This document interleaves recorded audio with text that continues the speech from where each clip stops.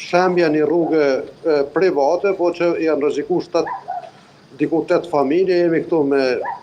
me 2 kompani që po e bojnë punën e vetë, jemi ty prit derisa ta përfundojnë, mënyrë që të evitohet rreziku i shembjeve më të tjeshme dhe rreziku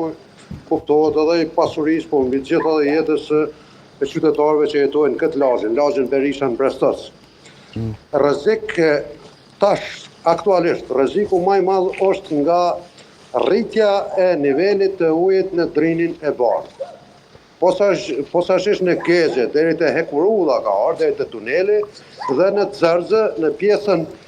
nën Hekurull, ka shumë familje aty që janë krejtësisht në ujë, edhe s'ka çka vën askush për shkak se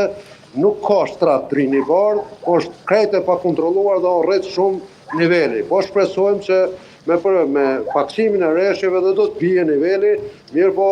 shumë ndërtesa ose shtëpi janë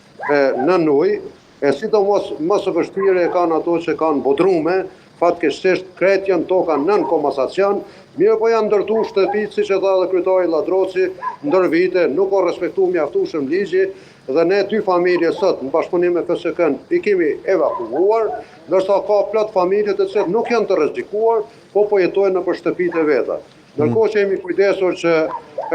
sigurojmë pak ushqimore për ata që kanë nevojë dhe të gjithë aktorët, gjitha organet, gjitha institucionet, zjarr fikshit, kompanitë private,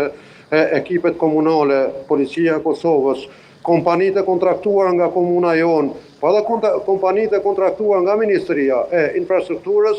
ne i kemi nga dishmëri, po kujdesarojmë, është stabilizuar gjendja,